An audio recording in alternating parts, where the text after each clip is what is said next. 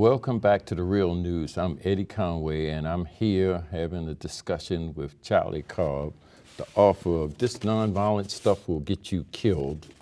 And so far we have been talking about the conditions in the South.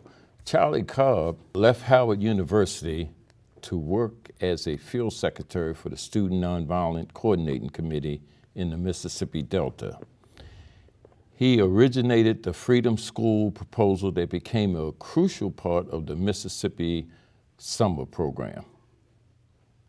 A founding member of the National Association of Black Journalists, Cobb has reported for NPR, PBS, Frontline, National Geographic, and HUR radio station in Washington, D.C. Cobb is a senior writer for the allafrican.com. He is the co-author of Radical Equations with civil rights organizer and educator Robert P. Moses. Welcome back, Mr. Cobbs. I'm happy to be back. All right. Well, Charlie, when we left, we were talking about organizing and whatnot, and one of the things that I noticed in your book is you were talking about the anti-poverty programs and how it basically just took the wind out of the sail of the civil rights movement. Can you talk about that a little bit? Well, yeah, I think with the passage of, there were a lot of things that caused the movement to be in a state of flux. The passage of the 1964 Civil Rights Act, the passage of the 1965 Voting Rights Act, the emergence of poverty programs, you know, all of which acted, we didn't know enough, I think, as young people to really know how to effectively respond to these pressures. We were under a lot of pressure as an organization, say as SNCC, because a lot of people thought we were too radical. So, there was this whole conversation going on in Washington, D.C. and New York about how do you undermine SNCC's influence in the South. And SNCC itself was struggling with what direction to go on. This is really boils down to the question of what do you do with success? Think about it. We started out as student activists trying to desegregate restaurants, and we won. We started out as student organizers fighting for the right to vote, and we won by 1965. We could also see that being able to get a hamburger at a restaurant or being able to cast a ballot at the county courthouse didn't solve the enormous problems that we were looking at in the black community. It certainly didn't scratch the surface of the kind of problems you saw in the North. So what do you do now that you've won some things? And we were having this argument among ourselves at the same time that very powerful forces were trying to blunt our influence in the South, or what they felt was our influence. And we didn't have the skills, I think, speaking honestly, to meet that challenge. I mean, you know, we as organizers mobilize communities and peoples to work on sometimes full-time with us for no money. Now here comes a poverty program in, say, a place like the Mississippi Delta, which is plantation country, and most of the black people living in it are sharecroppers. And that poverty program says, well, work for us. And we'll pay you $30 a week. Well, how do you compete with that? What kind of language do you have that can tell somebody who's been making, say, as a sharecropper, anywhere from $1 to $3 a day, now being offered $30 a week? You know, stick with us, and somewhere in the future things will get better. We didn't have, and I'm speaking very honestly here, the skills, the ways and means to grapple with that. And then you had things like COINTELPRO and all kinds of things, you know, acting systematically and powerfully and deliberately against the movement. particularly the movement as it came to some conclusions about some things that powerful people thought were too radical, like our opposition as an organization, SNCC, to the war in Vietnam, or efforts to engage in labor organizing. People forget, for instance, when Stokely Carmichael shouts out Black Power in 1966, he was 22 years old. Mm-hmm. Yeah. Young. Most of us hadn't reached the age of 25 by the time the 1964 Civil Rights Act was passed. So there's a lot we didn't know, particularly when it came down. We're no longer really just in combat, say, with the Ku Klux Klan or some group like that, the Association for the Preservation of the White Race, which thought the Ku Klux Klan was too liberal. Yeah. We're up against much more powerful forces. And I think, and if we had a table full of SNCC people, you could get a fierce argument going about this, but I think we didn't have the skills. But do you think just the concept of Black power and Black empowerment was kind of like what brought all of that attention? No. No.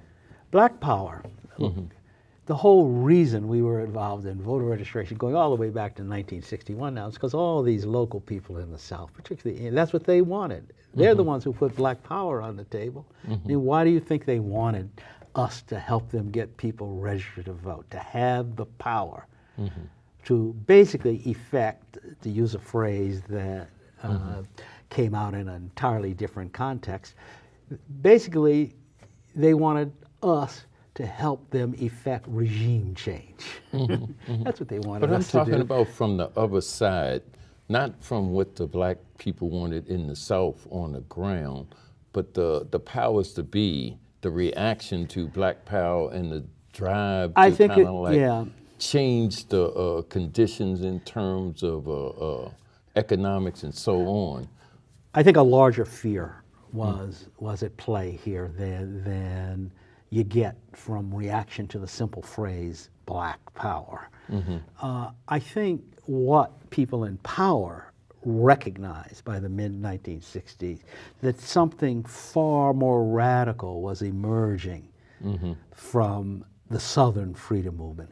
Ideas about governance, ideas about economic arrangements, ideas about empowerment. The classic example of this is during the Mississippi Freedom Democratic Party challenge to the all-white delegation, and Hubert Humphrey, and they picked, in an effort to blunt that challenge, two people from the MFDP who would be allowed. What's that, the Mississippi what? Freedom Democratic Party. Okay. They picked two people, Ed King, a white chaplain from Tougaloo College, and Aaron Henry, the state president of the NAACP, and they basically told, well, we'll seat these two. When Ed King, who was white, suggested to Hubert Humphrey that instead of him, maybe they ought to think about involving Mrs. Hamer, Hubert Humphrey's reaction was, the president is not going to let that illiterate woman speak at this convention. And what you see there is a fear of ordinary people engaging the political process. When Stokely Carmichael shouts out Black power, what they don't like about the phrase Black power, after all, Richard Wright had used the Black power as the title of his book on Ghanaian independence years before. Adam Clayton Powell, the New York congressman, had called for Black power months before Stokely shouted out Black power. So you say, well, what are they afraid of?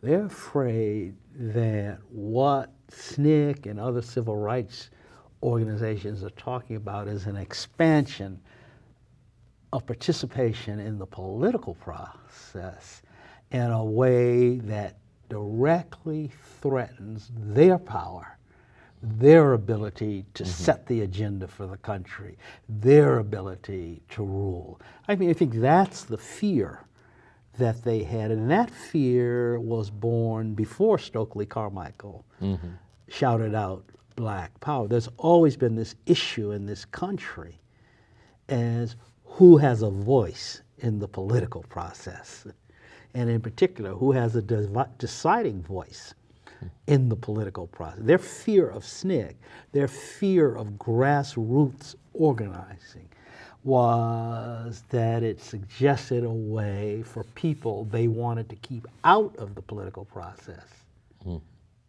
coming into the political process. And when I say coming in, I mean coming in a way that they can make meaningful decisions and have meaningful influence, you know, over the direction of a county, a state, or the country itself. That fear is still with us, which is what is all behind the current efforts at voter suppression today, for instance. That fear is still with it. They will use whatever devices they can, whether it's a poverty program or whether it's new law in state legislatures.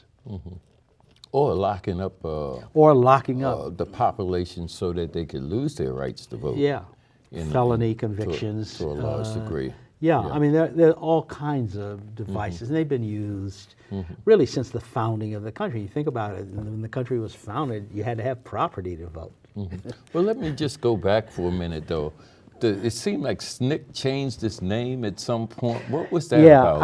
I wasn't involved in those meetings. Okay. It changed its name from the Student Nonviolent Coordinating Committee to the Student National Coordinating Committee. And as I heard about it, I believe it was Jim Foreman, who had been the executive director of SNCC, but no longer was. I believe it was Jim Foreman who suggested that name. It was SNCC backing away from the word nonviolence Why? in its title. I think they felt that it wasn't relevant anymore. I mean, and really, SNCC really wasn't relevant. I didn't feel as strongly about that as some people did. It's like saying the NAACP should change its name from the National Association of Colored People to the National Association of Afro-American People. I suppose you could do that, but you know, I'm sentimental. You know, it's fine. And I felt the same way about SNCC. You know, yeah, nonviolence doesn't function with SNCC in 1968 or whenever that name change occurred. Nonviolence doesn't function with SNCC in 1968 the way it did in 1960. But I, you know, give in to my sentimental nature on these things, and so I was perfectly content with nonviolent court. But other people weren't, and they, in a way, so they picked national. And that's all that was. Well, I noticed in your book, you're advocating that we need to move back to the nonviolent position again in terms of the violence that we find in our community. I think there should be a conversation about nonviolence, you know, that may be relevant again. You look at, and here I'm in many ways talking about cities. You look at Indianapolis or Baltimore for that matter, or Detroit or Chicago. You look at this violence. Last month, this 9-year-old boy was killed by 2 gangbangers, actually 4 gangbangers. They were moving around this neighborhood looking for rival gang members to shoot. They thought this 9-year-old boy told their rival gang members that they were looking for them. So they assassinated this 9-year-old boy, shot him in the head and chest, killed him. You look at that and you kind of say, is it possible to have a conversation in these communities that attacks this kind of violence? You know, how is it that, and I put this in the book, I mean, clearly nonviolent struggle had an impact in the South. I mean, an important fact is that people engaged in nonviolent protest effected change. I think we can prove that. So how is it that the idea of nonviolence has been lost. There's no conversation about nonviolence that's meaningful, really. I could point to individuals who I think have, Diane Nash maintains a conversation about that, Bernard Lafayette, Reverend James Lawson, names that may not be known to many viewers who were important to the 1960s movement and are still around. But really, it's not a part of the political dialogue in the Black. And the great lesson of the South, in my view, in the final analysis, is as much as the movement in the South challenged white supremacy, more importantly, what the movement did and involved was black people challenging other black people. And that is the question that's in front of us today when we look at this violence in these inner cities. What black people are going to challenge what black people to tackle this question? It's more important to me than asking white people for stuff. But answer that. Answer your own question. Well, I think the people who are committed to nonviolence as a way of life, we talk about, ought to do that. I mean, they ought to enter these. How do you embed yourself in a violence-ridden community? How does, let's name names, how does Jesse Jackson or Martin Luther King III or Al Sharpton, who appear in some places, like they did in Ferguson, to protest the murder that took place there, how, since they have organizations, how would they embed themselves in murderous inner city communities where a parent sending their kid to the corner store is more worried about the kid getting hit by a stray bullet than by a cop's bullet? How do you tackle that? How do you organize that against that? What's the language that you need? Can you embed yourself in these communities the way we did in the South 50 years ago or 45 years ago? I think these questions need to be grappled with. Are there lessons from the Southern experience that might be applicable to these kinds of problems? I mean, you know, I think that's on us, black people, to tackle that. I think it's on us, black people, to challenge one another around these kinds of issues, because that's the lesson of the movement. You know, Martin Luther King emerges as a leader in Montgomery in 1955 because he was challenged by E.D. Nixon, the leader of the Brotherhood of Sleeping Car Porters. The Montgomery bus boycott was supposed to be for one day, and one day only. They met at King's Church to discuss extending it. All the ministers were afraid to do it. And they were coming up with one excuse after the other about why they couldn't do it. Finally, E.D. Nixon stands up, looks at the ministers, and he says, "You preachers been eating these women's fried chicken long enough. Now it's time to get up off your behinds and do something for them." And because it's the women who were affected by the bus segregation, they're going from one side of town to the other. That's when Martin Luther King, who was 26 years old, stands up, says to E.D. Nixon, "I'm not a coward." And they formed the Montgomery Improvement Association. They agreed to extend the bus boycott, and they elect Martin Luther King as head of this new organization. So what do you see in that story, in that episode? You see black people, i.e. E.D. Nixon, challenging other black people, cowardly preachers, to do something in Montgomery. And we still need to do that. We need to do that in our own community with exactly. people that have some sense of responsibility. Yeah, that's my attitude anyway. Okay. All right. I want to thank you for joining us. And I'm glad you took this time to share your insights with us. Thank you. I'm happy to have been here. Thank you. Okay. Thank you for joining us. I'm Eddie Conway, and please join us again at The Real News.